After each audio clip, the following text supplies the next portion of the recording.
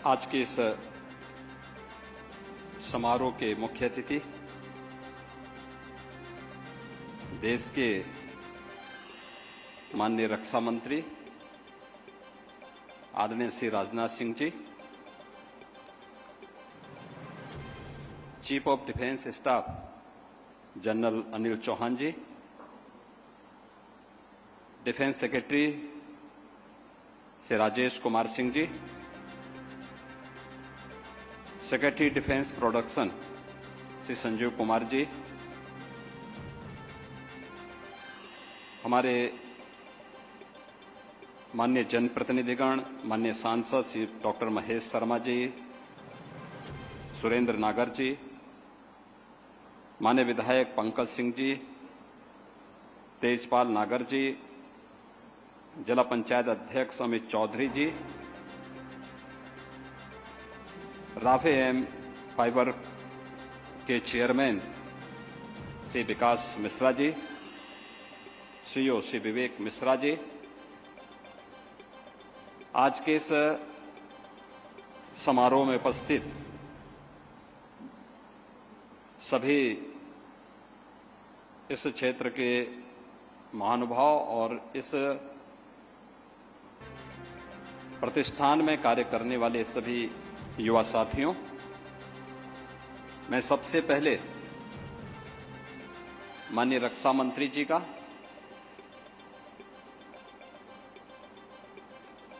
उत्तर प्रदेश के इस प्रतिष्ठान में आगमन पर हृदय से स्वागत करता हूं, उनका अभिनंदन करता हूं।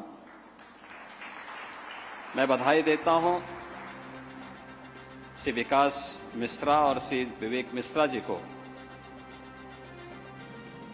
जिन्होंने आज की बढ़ती हुई चुनौतियों को देखते हुए रक्षा क्षेत्र की इन चुनौतियों का सामना करने के लिए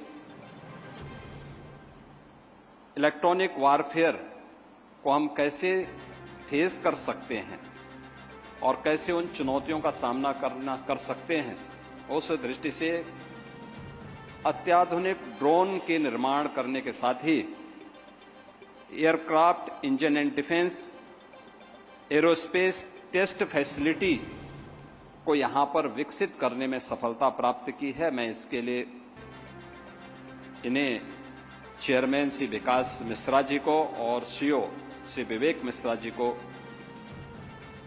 अपनी भारत सरकार के रक्षा उत्पादन से जुड़े हुए और रक्षा क्षेत्र से जुड़े हुए सभी संस्थाओं के साथ ही हृदय से बधाई देता हूं और उनका अभिनंदन करता हूं।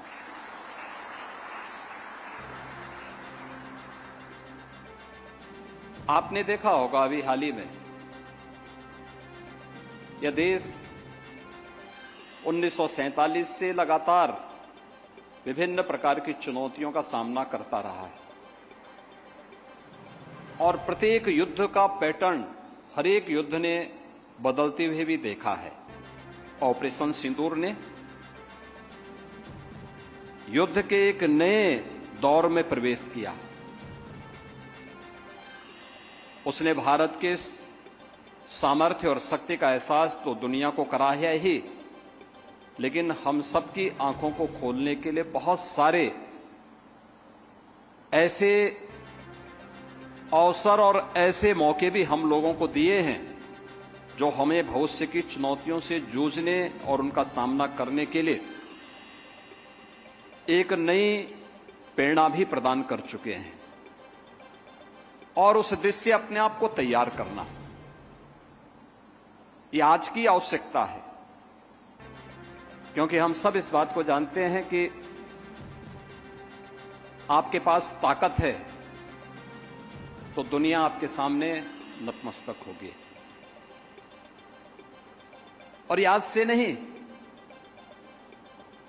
प्राचीन काल से ही भारतीय मनीषा तो इस बात को मानती रही है। जब महाभारत के युद्ध के दौरान गुरु द्रोणाचार्य से ही पूछा गया था कि आप शस्त्र धारण क्यों कर रहे हैं, तो उन्होंने एक ही बात कही थी। उस समय उनकी जो प्रेरणा थी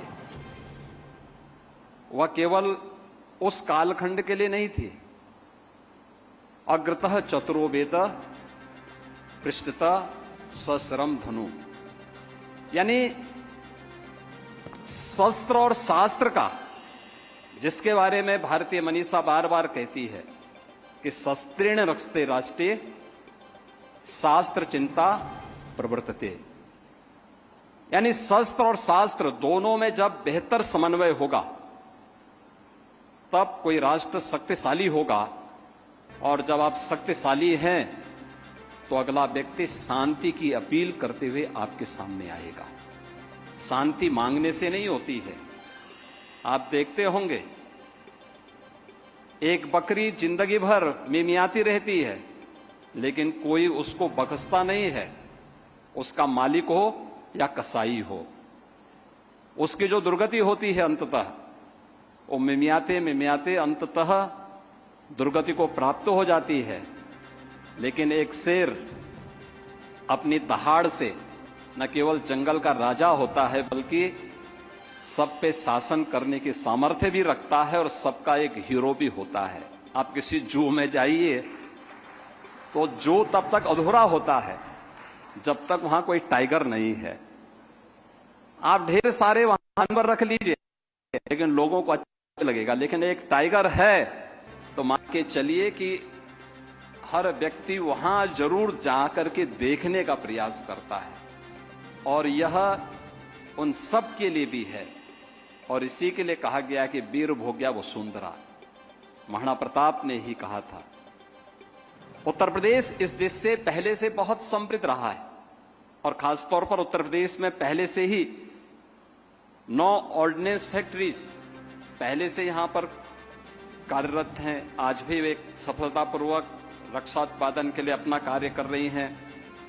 और डिफेंस पीएसयूज भी यूपी के अंदर 4 पहले से मौजूद हैं, जो बहुत सफलतापूर्वक रक्षा क्षेत्र में अपनी भूमिका का निर्वहन कर रहे हैं। मैं आभारी हूं आदरणीय प्रधानमंत्री जी का और आदरणीय रक्षा मंत्री जी का, जिन्होंने देश की वर्तमान की चुनौती को ध्यान में रखते हुए देश के अंदर 2 डिफेंस मैन्युफैक्चरिंग के जो 2 नए केंद्र उभरते हुए दिखाई दे रहे हैं, उनमें से एक उत्तर प्रदेश को दिया है, और उत्तर प्रदेश में हम 6 नोड में उसका विकास कर रहे हैं। अब तक हम लोगों ने 12,500 एकड़ लैंड डिफेंस मैन्युफैक्चरिंग कॉरिडोर के लिए अलीगढ़, आगरा, कानपुर, लखनऊ, झांसी और चित्रकूट में उपलब्ध करवाया है। और इसके अलावा हम लोगों ने इस बात को भी सुनिश्चित किया है कि जितना भी लैंड चाहिए और जिस भी प्रकार की सुविधा चाहिए उत्तर प्रदेश सरकार उपलब्ध करवाएगी। मैं धन्यवाद दूंगा आदरणीय रक्षा मंत्री जी को, जिन्होंने ब्रह्मोस मिसाइल का केंद्र उत्तर प्रदेश की राजधानी लखनऊ में बनाया है। अब लखनऊ ब्रह्मोस मिसाइल के रूप में भी जाना जा रहा है, क्योंकि लखनऊ की जो मुस्कुराहट है वह तब तक अधूरी थी जब तक वहां से मिसाइल की गूंज दुश्मन के कानों तक न गूंजे, और अब वह और अच्छे ढंग से देखने को मिल रही है। और अभी ऑपरेशन सिंदूर के अंदर ब्रह्मोस ने अपनी क्षमता का प्रदर्शन भी किया है। ऐसे ही उत्तर प्रदेश के अंदर बीडीएल का झांसी में केंद्र बनाने के साथ ही वहां पर उसकी मैन्युफैक्चरिंग की कार्रवाई भी प्रारंभ हुई है। AK-203 अमेठी में इसका निर्माण का कार्य चल रहा है। बबलेन स्कॉट का हरदोई में कार्य चल रहा है। ये सभी तेजी के साथ उभर रहे हैं, और अन्य अनेक ऐसे यूनिट उत्तर प्रदेश के अंदर वर्तमान में कार्यरत हैं।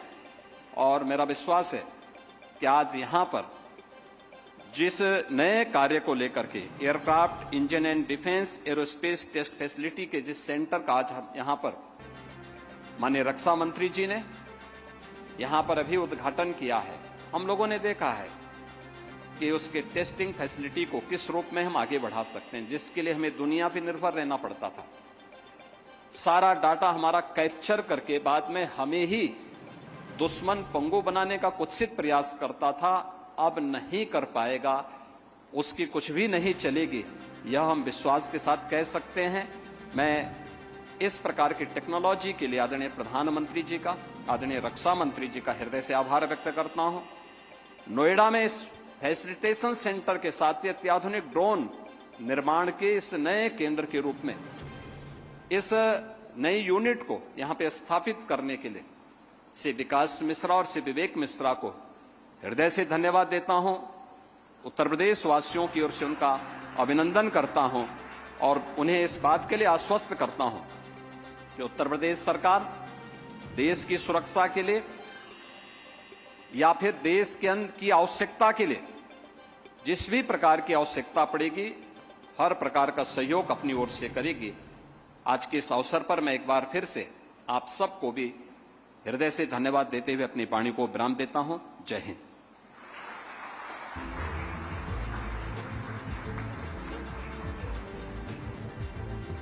धन्यवाद श्रीमान। आपकी जीवन यात्रा मां भारती की निष्ठावान सेवा है। आपका हर शब्द राष्ट्र सर्वोपरि का संकल्प है।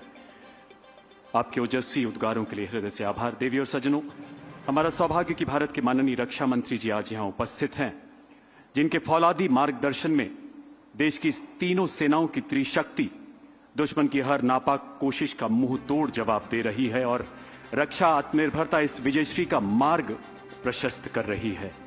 जिन मोहि मारा ते मैं मारे के बजरंगी आदर्शों के अथक अनुपालक हमारे प्रेरणा पुंज माननीय रक्षा मंत्री जी से निवेदन, आज की इस ऐतिहासिक सभा को संबोधित करें। मान्यवर, हमारा मार्गदर्शन करें आपकी जोरदार तालियों के बीच माननीय रक्षा मंत्री महोदय।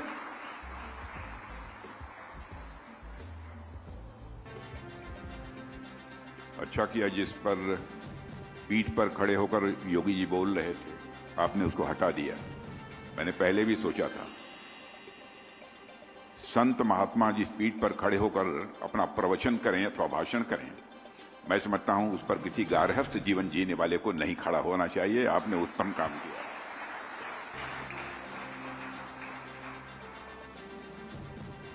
उत्तर प्रदेश के माननीय मुख्यमंत्री Shri Yogi Adityanath ji, chief of defence staff general Anil Chauhan, defence secretary Shri Rajesh Kumar Singh, secretary defence production Shri Sanjeev Kumar, Shri Surendra Nagar सांसद राज्यसभा, डॉक्टर महेश शर्मा सांसद लोकसभा, श्री अमित चौधरी जिला पंचायत अध्यक्ष गौतम बुद्ध नगर, श्री पंकज सिंह, श्री विकास मिश्रा चेयरमैन राफे यम फ्रिप private limited, Shri Vivek Mishra CEO, रेफी यम फिब्र के सभी साइंटिस्ट, इंजीनियर्स एंड एम्प्लॉइज, मेरे मीडिया की साथियों, देवियों व सज्जनों, आज रेफी यम फाइबर प्राइवेट लिमिटेड द्वारा निर्मित देश की सबसे बड़ी एरो इंजन टेस्ट बेड राष्ट्र को समर्पित की गई है। इस महत्वपूर्ण अवसर पर मैं प्रिय विशाल मिश्रा और प्रिय विवेक मिश्रा, नोएडा, उत्तर प्रदेश की जनता और समस्त देशवासियों को मैं हार्दिक बधाई देता हूं। इन दोनों बच्चों ने कमाल किया है, करिश्मा किया है। मैं लगभग 6-6.5 वर्षों से डिफेंस के मंत्रालय की जिम्मेदारी संभाल रहा हूं, लेकिन कहीं पर इतनी छोटी आयु के बच्चों को इतना बड़ा इस्टेब्लिशमेंट खड़ा करना और इनोवेटिव इस्टेब्लिशमेंट खड़ा करना, यह मैंने कहीं नहीं देखा। मंच पर बैठे हुए लोगों का आशीर्वाद तो इन दोनों बच्चों को प्राप्त है, लेकिन आप भी जितने आगे लोग बैठे हुए हैं, चाहे सांसद हों, विधायक हों, कोई जनप्रतिनिधि हों, और मैं मंच के लोग पर बैठे हुए लोगों से अनुरोध करूंगा, कहां है विशाल मिश्रा, विवेक मिश्रा,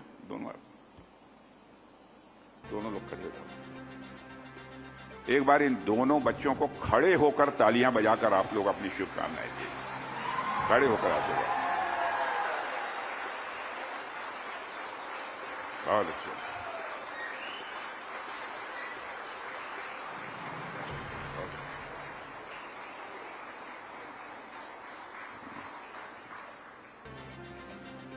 साथियों, जितना मैं नोएडा को जानता हूं, मैं कह सकता हूं हमेशा नोएडा, और यही जब हमने आत्म देखा है तो उसका एक मजबूत हिस्सा आज हमें यहां भी नजर आया है।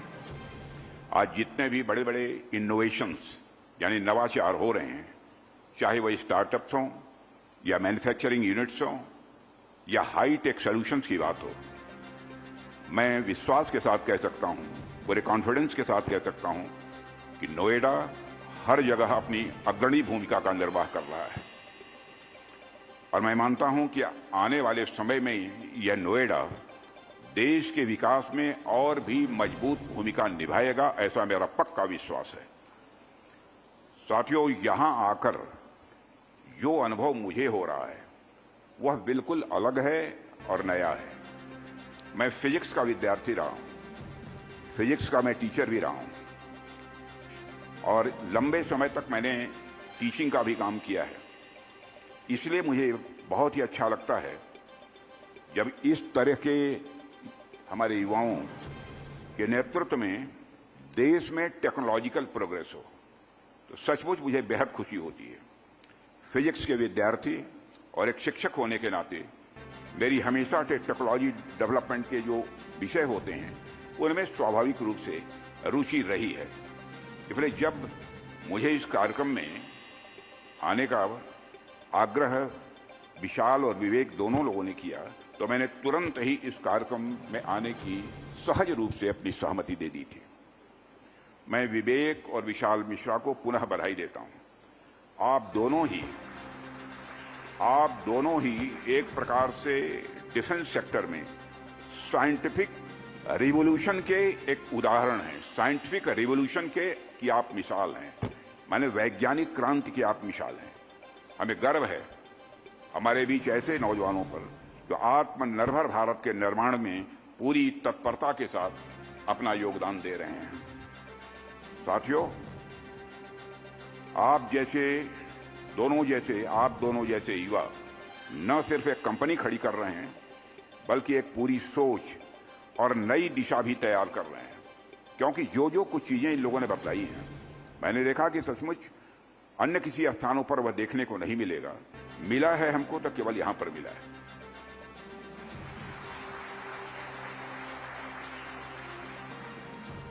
और यह बात भी जो उन्होंने कही कि जब हमारा ड्रोन जब ऊपर फ्लाई करेगा तो चाहे अमेरिका में कोई सिस्टम बना लें अथवा चाहे चीन में बना लें, हमारे भारतीय ड्रोन को वह डिटेक्ट नहीं कर सकता है, नहीं पहचान कर सकता है। यह कोई छोटी बात नहीं है। यह मैं समझता हूं कि एक विश्व की एक बहुत बड़ी उपलब्धि होगी। और मैन्युफैक्चरिंग से आगे बढ़कर आप रिसर्च, इनोवेशन और इंडिजिनस डिजाइन यानी घरेलू डिजाइन को एक नई ऊंचाई दे रहे हैं, मैं ऐसा विश्वास के साथ कह सकता हूं। और आप दोनों की उपलब्धि केवल उद्योग जगत की उपलब्धि नहीं है, बल्कि मैं मानता हूं कि पूरे भारत की यह उपलब्धि है। और आप दोनों लोगों ने, विकास मिश्रा और विशाल, 2017 में यानी 2017 में महज 10 लोगों के साथ मिलकर यह काम की शुरुआत की थी। मैं तो बिल्कुल अचंभित था। 10 लोगों को साथ मिलकर उन्होंने काम की शुरुआत की थी। और आज आप 600 से भी अधिक साइंटिस्ट और इंजीनियर्स के साथ मिलकर देश की सबसे इनोवेटिव एयरक्राफ्ट मैन्युफैक्चरर कंपनीज में से एक हैं। यह कोई सामान्य बात नहीं है। रेफी फाइबर ने आज एक लंबा सफर तय कर दिया है।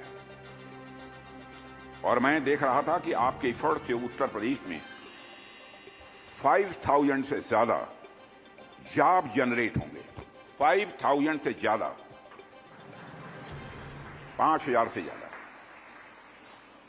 साथियों, अभी माननीय मुख्यमंत्री श्री योगी आदित्यनाथ जी के साथ हम लोगों ने प्लांट का विजिट किया है। और वहां मैंने देखा है कि चाहे इंजन टेस्ट बेड हो, चाहे मेटल एडिटिव मैन्युफैक्चरिंग फैसिलिटी हो, चाहे 2800 डिग्री सेंटीग्रेड तक जाने वाले जो फर्नेसेस हों, advance composite polymer manufacturing centre हो, पेलोड ड्रॉप ड्रोन्स हो, स्वार्म ड्रोन्स हो और प्रिसीजन गाइडेड मिसाइल ड्रोन्स हो, ये सभी स्टेट ऑफ द आर्ट तथा बड़े उन्नत किस्म के रिलायबल इक्विपमेंट हैं जो भारत की डिफेंस कैपेबिलिटी को और भी इन्हांस करेंगे, बढ़ाएंगे, मेरा पक्का विश्वास है। ये सारी चीजें देखकर मुझे इस संस्थान का जो ध्येय वाक्य है, प्रत्यक्षम किम प्रमाणम, इस संस्थान में इस ध्येय वाक्य को अपने काम इस संस्थान ने इस ध्येय वाक्य को अपने काम से साबित कर दिया है। इस संस्थान की पूरी टीम को, जितने भी आप सब टीम के लोग यहां पर बैठे हुए हैं, मैं जानता हूं कि संस्थान में निश्चित रूप से टीम स्पिरिट के साथ काम होता हो। इतना बड़ा काम रुतबा जमाकर, दहशत पैदा करके नहीं किया जा सकता, बल्कि साथ लेकर पूरी जितनी भी टीम है उसको परिवार की तरह साथ लेकर जो चलेगा वही यह काम कर सकता है। और साथियों, जब हम उत्तर प्रदेश की धरती पर हैं तो मैं आप सबका ध्यान एक महत्वपूर्ण मुद्दे की ओर यहां दिलाना चाहूंगा। एक समय था जब इस प्रदेश में ईज ऑफ डूइंग बिजनेस, माने कि कोई काम धाम करने के लिए जो सहजता सरलता चाहिए, ईज ऑफ डूइंग बिजनेस के नाम पर अव्यवस्था फैली हुई। इंडस्ट्री में मैन्युफैक्चरिंग करना तो बहुत दूर की बात, इंडस्ट्री लगाने के बारे में सोचना भी यहां लोगों के लिए बड़ी बात हुआ करती थी। यहां पर कानून और व्यवस्था के हालात इस प्रकार के थे, अन्य भी जो सुविधाएं किसी भी इंडस्ट्री को स्टैब्लिश करने वाले व्यक्ति को मिलनी चाहिए, इन्वेस्टर को मिलनी चाहिए, वो नहीं मिलती थी। उसे गुंडे बदमाशों से भी जो एक सुरक्षा मिलनी चाहिए वो नहीं मिल पाती थी। अपराध, गुंडागर्दी, वसूली, रंगदारी और न जाने कितनी चुनौतियां, मैं जानता हूं इस चीज को, इंडस्ट्रिस्ट के सामने मौजूद थी। लेकिन आज साथियों, मैं पूरे विश्वास के साथ केवल मंच पर उपस्थित हैं इसलिए नहीं, मैं हृदय से यह बात कहना चाहता हूं, हमारे उत्तर प्रदेश के मुख्यमंत्री जी श्री योगी आदित्यनाथ जी के नेतृत्व में उत्तर प्रदेश, तालियां बंद करिए, उत्तर प्रदेश मैं कह सकता हूं कि इस संबंध में नए युग की ओर बढ़ रहा है। और यह प्रदेश लॉ एंड ऑर्डर के लिए नई सोच और नई नीतियों की यह पहचान बनता जा रहा है। यहां स्टार्टअप की इकोसिस्टम खड़ा हो रहा है, इन्वेस्टर्स आ रहे हैं, बिजनेस समिट हो रही हैं। मैंने कई बिजनेस समिट तो मैंने लखनऊ में देखी है स्वयं आपकी, और मैं कह सकता हूं देश के दूसरे राज्यों में भी बिजनेस समिट के जो कार्यक्रम हुए हैं, ऐसे एक दो कार्यक्रमों का उद्घाटन करने का मुझे अवसर मिला है। माने पार्टी पॉलिटिक्स से ऊपर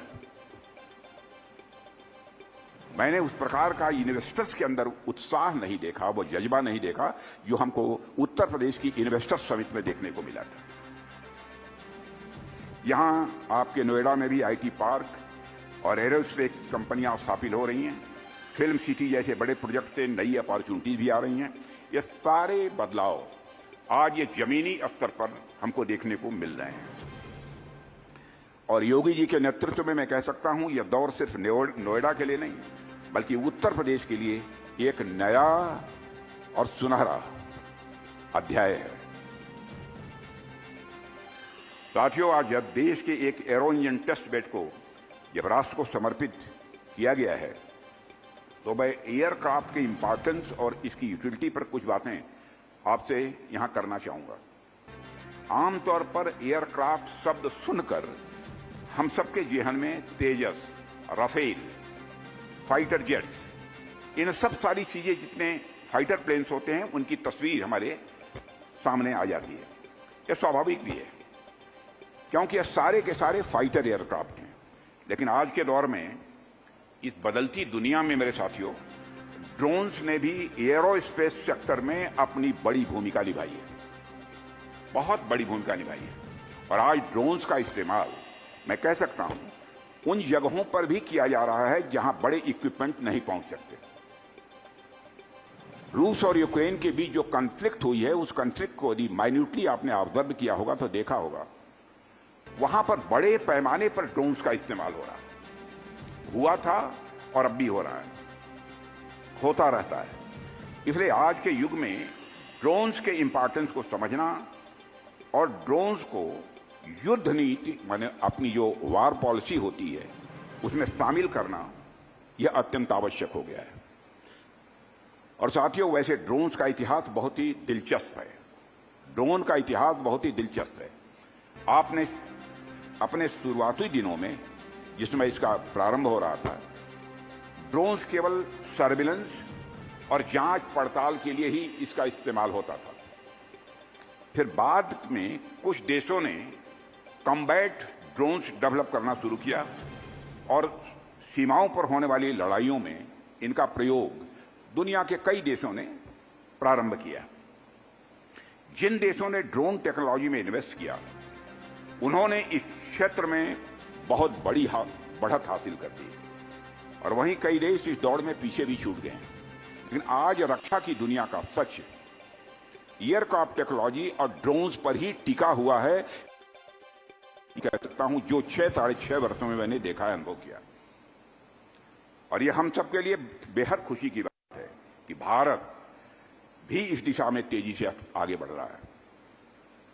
और पहले हमें ड्रोन्स बाहर से इंपोर्ट करने पड़ते थे, लेकिन आज हम इसे खुद डिजाइन, डेवलप और मैन्युफैक्चर कर रहे हैं। और हमारी इस प्रगति में भारत के अनेक एंटरप्रेन्योर्स ने बहुत ही हमारे विशाल मिश्रा और विवेक मिश्रा जिस प्रकार का योगदान देने जा रहे हैं कि जितनी भी सराहना की जाए वह कम है।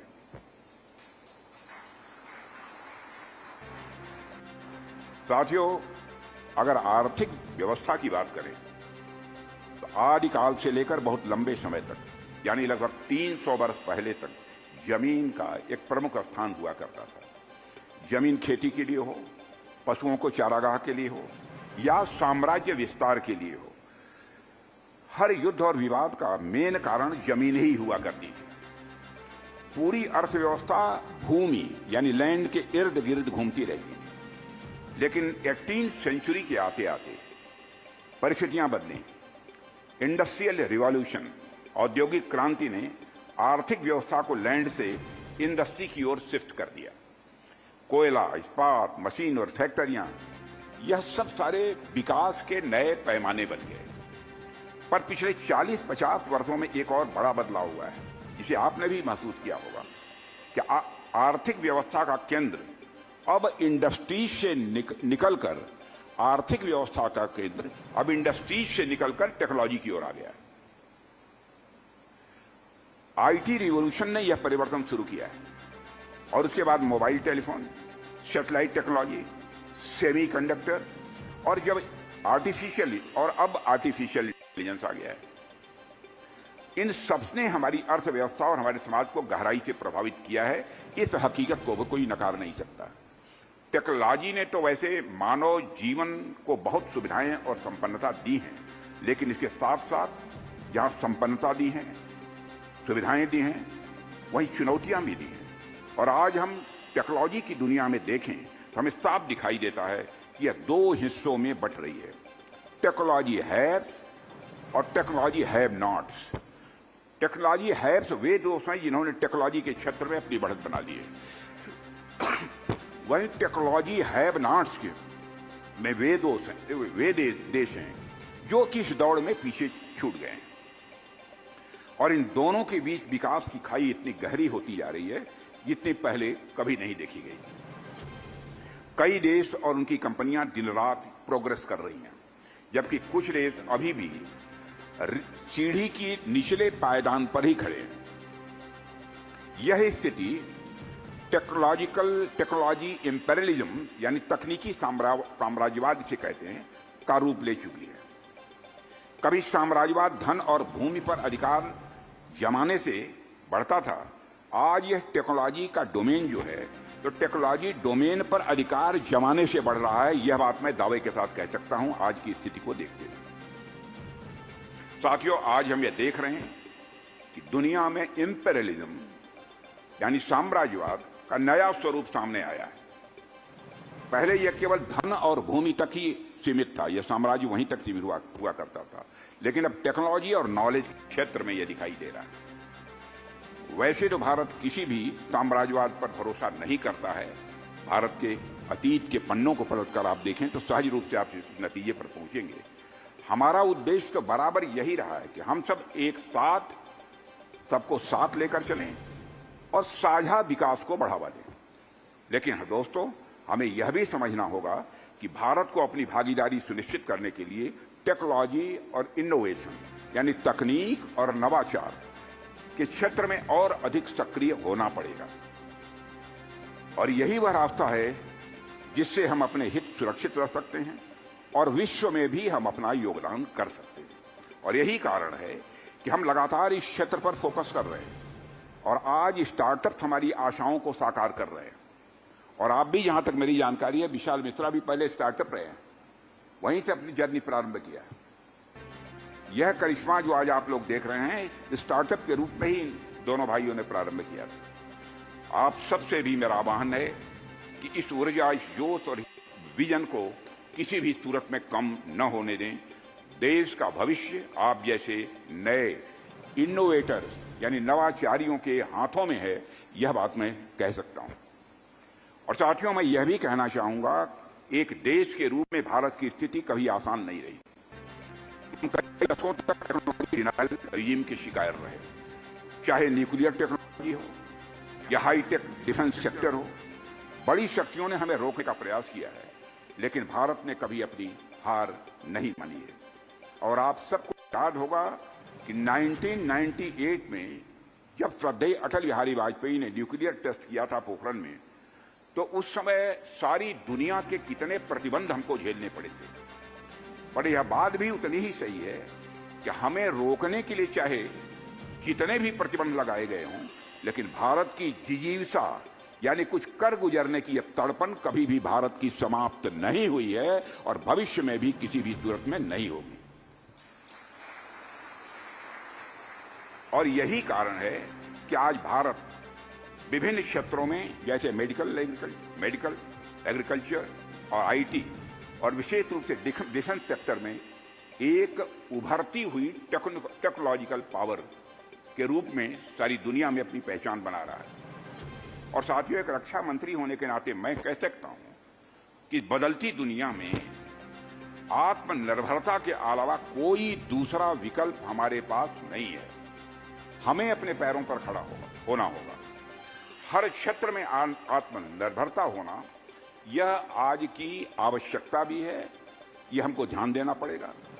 और साथ ही भारत के स्वाभिमान की रक्षा के लिए भी आवश्यक है। और आज मुझे गर्व है कि आत्मनिर्भरता की जो हम तस्वीर यहां देख रहे हैं, उस तस्वीर को गढ़ने में रेफी यम फाइबर जैसी कंपनियां अपना बड़ा योगदान दे रही हैं।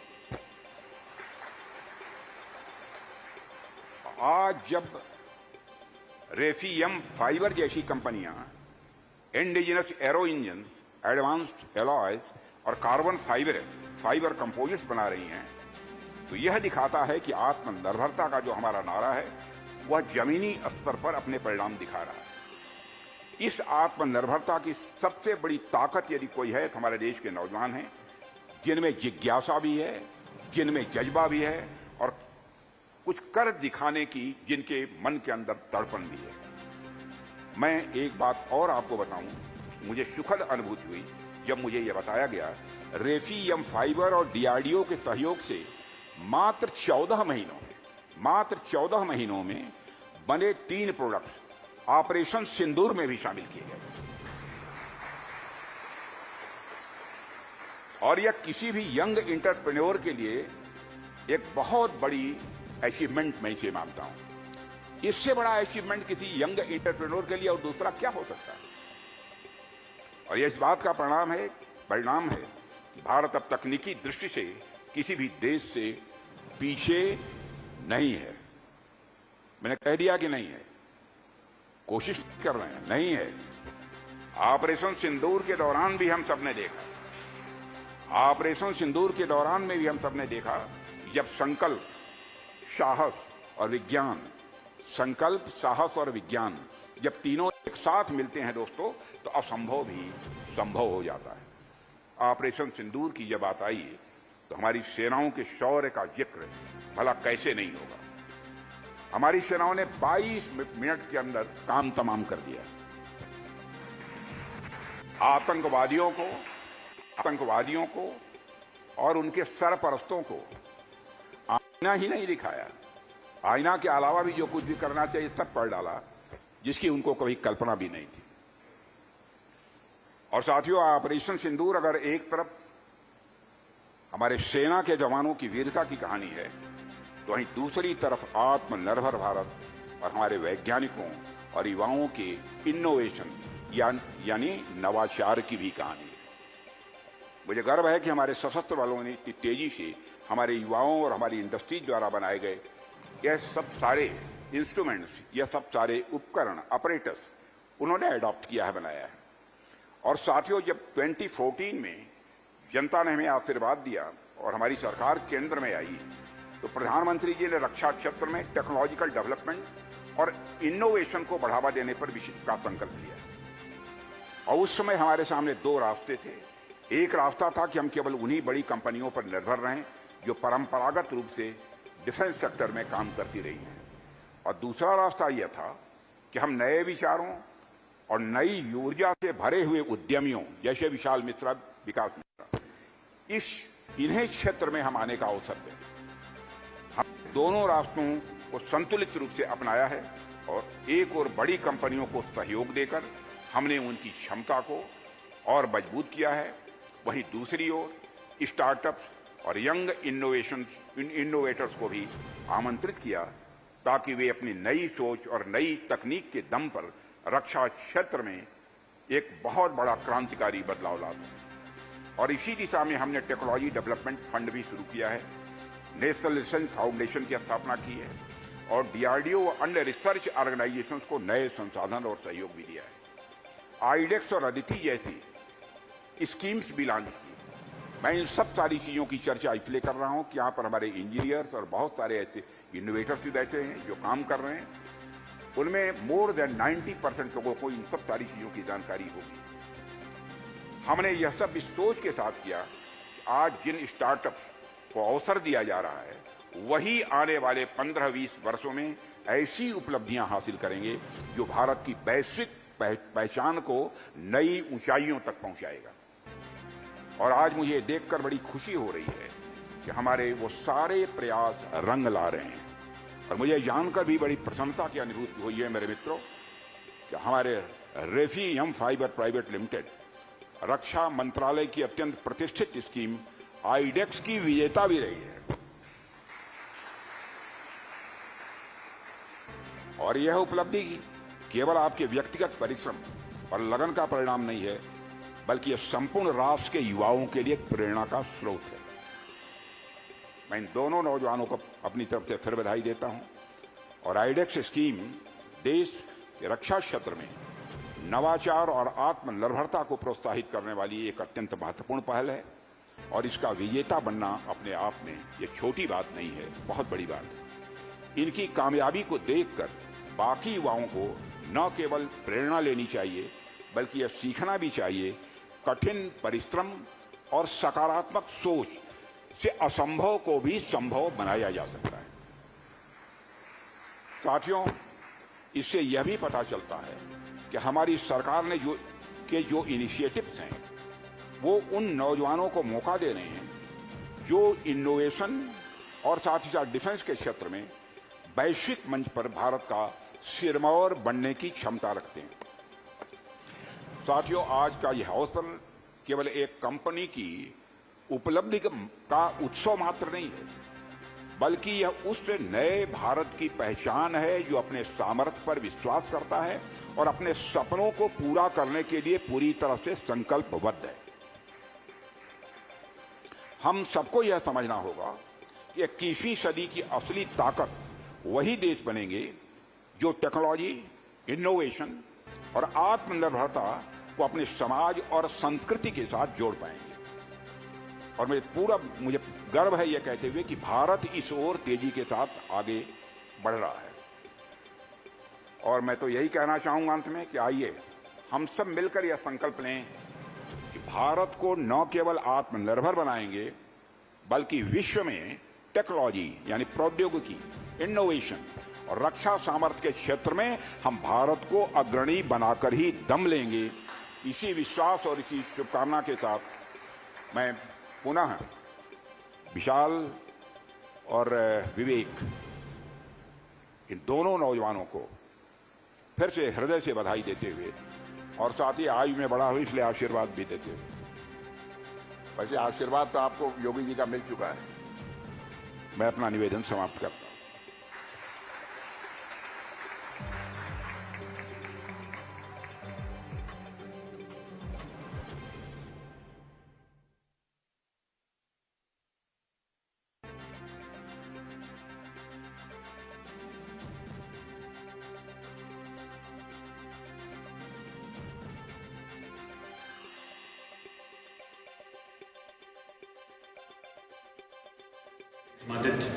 माननीय रक्षा मंत्री जी ने हर मोर्चे पर डटे भारतीय सैनिकों का हौसला